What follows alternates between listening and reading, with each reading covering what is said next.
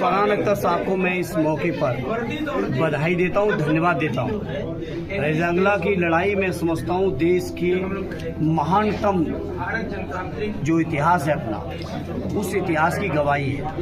और मैं समझता हूँ इस फिल्म के माध्यम से जो लोग उस लड़ाई के बारे में नहीं जानते थे, जिनको एहसास नहीं था कि किन विपरीत परिस्थितियों में हमारे 120 बहादुर सैनिकों ने चीन के 3000 सैनिकों को खदेड़ा था। बहुत सारे लोग हैं जिनको इस इतिहास का अंदाज या एहसास नहीं है। तो इस फिल्म के माध्यम से उन्होंने पूरे देश के लोगों को बताने का काम किया, इसलिए उनको बधाई देता हूँ। और मैं समझता हूँ ये ऐतिहासिक सच है। श्रद्धेय नेताजी ने हमेशा कहा है कि हमारे देश की जो सेना है, हमारे देश के जो सैनिक हैं, उनसे बहादुर सैनिक दुनिया में किसी देश के नहीं है। और नेताजी की इस बात की ही गवाही है कि जहां केवल 120 सैनिकों ने 3000 चीनी सैनिकों को खदेड़ने का काम किया। तो मैं समझता हूं हमारे देश की सरकार हर समय, हर पल, हर दिन कोशिश करनी चाहिए कि सैनिकों के सम्मान के लिए, सैनिकों के स्वाभिमान के लिए, उनके मान और सम्मान के लिए हर संभव प्रयास करना चाहिए। सोचिए आप सैनिक किस स्तर तक की कुर्बानी दे रहे हैं और उन सैनिकों के लिए लाए क्षेत्राधिकारी अजय प्रताप सिंह खुद मौके पर पहुंचे। भारी पुलिस बल तैनात किया गया और स्थिति को किसी तरह शांत कराया गया। लेकिन इस वारदात के पीछे की कहानी और भी डरावनी है। ग्रामीणों का दावा है कि ये कोई आम चोरी या गोवध नहीं, बल्कि एक बदले की साजिश है। लोग इसे सीधा जोड़ रहे हैं हाल ही में हुए वाकिब एनकाउंटर से, जो 7 नवंबर को हुआ था। ग्रामीणों का कहना है कि वाकिब के मारे जाने के बाद उसके साथियों ने बदले की नीयत से ये खौफनाक काम किया है, ताकि पूरे इलाके में डर फैलाया जा सके।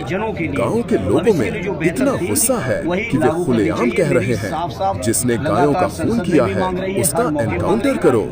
भाजपा नेता रमाकांत मिश्र ने कहा कि अपराधियों को संरक्षण मिलने के कारण ही ऐसे दरिंदे खुलेआम गांवों में घुसकर ये घिनौनी हरकत कर रहे हैं। उन्होंने चेतावनी दी कि न सिर्फ अपराधी बल्कि उन्हें बचाने वाले भी बख्शे नहीं जाएंगे। वहीं ब्लॉक प्रमुख चंद्रशेखर यादव ने कहा कि ये घटना पूरे समाज के लिए शर्मनाक है। दोषियों को ऐसी सजा मिलनी चाहिए जो मिसाल बन जाए। रात के अंधेरे में हुई ये वारदात अब कानून व्यवस्था पर बड़ा सवाल खड़ा कर रही है। आखिर कैसे बदमाश गांव के बीचों बीच पहुंच गए और 2 निर्दोष जानों को काटकर फरार हो गए? क्या ये पुलिस की नाकामी है या किसी बड़ी साजिश का हिस्सा? सवाल बहुत है, लेकिन जवाब किसी के पास नहीं। गोरथानी गांव अब दहशत में है। लोग घरों से निकलने से डर रहे हैं, बच्चे सहमे हुए हैं और हर जुबान पर एक ही मांग है, जिसने ये किया है उसका भी एनकाउंटर हो। सिंदूर का वो कहीं न कहीं से हमारे सैनिकों का मनोबल गिराने वाला फैसला था, जो भारत सरकार लेगी। हमारे देश के रक्षा के अधिकारी लोग लेते, लेकिन कोई दूसरा देश इस बात का दावा करे कि मेरे कहने से सीज फायर हुआ ऑपरेशन सिंदूर का, वो कहीं न कहीं से हमारे सैनिकों के स्वाभिमान को गिराने वाला बात है, जो कि सरकार को किसी भी कीमत पर स्वीकार नहीं करनी चाहिए। सर, दिनेश यादव लोगों ने भी हाई रेजिमेंट की मांग की थी, तो उनकी सरकार है, लागू करवाएं। उनकी सरकार है, डबल इंजन, ट्रिपल इंजन, जितने इंजन है सारे लगा रखे, करवाएं ना।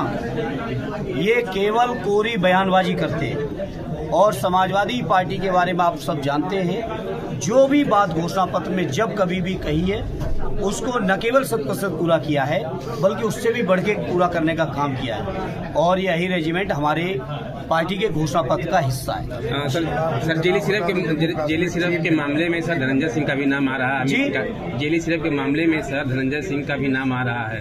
उन पे आरोप है कि पुलिस प्रोटेक्शन कर रहे थे। नहीं, पुलिस का तो वो उनको तो प्रोटेक्शन, वो तो अलग बात है। आज मैं इस मुद्दे पर बात करना चाह रहा हूँ, मैं मुद्दे से भटकना नहीं चाह रहा हूँ। सर लोगों ने क्या प्रेरणा लिया, क्या देखिए, चूँकि मैं ऐसे परिवार से हूँ कि मेरे परिवार में बहुत सारे सैनिक रहे हैं, श्रद्धेय नेताजी रक्षा मंत्री रहे हैं, हमारे पारिवारिक लोग फौजी लोग हैं, रिश्तेदार लोग हैं। स्वयं मेरे बड़े ताऊ ने, नेताजी से बड़े वाले जो हमारे ताऊ थे, आज वो दुनिया में नहीं है, उन्होंने भी 62 की और 65